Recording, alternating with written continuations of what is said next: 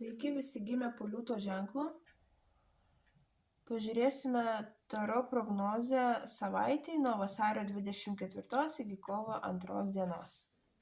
Kasgi laukia liūtų šią savaitę?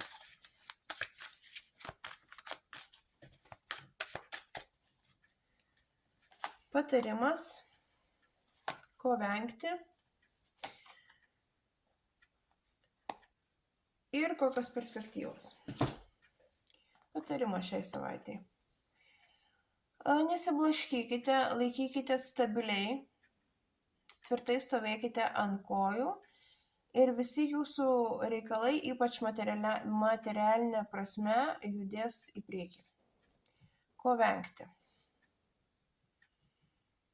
Kaip nebūtų keista, bet jeigu yra galimybė, išvenkite bereikalingo judesio.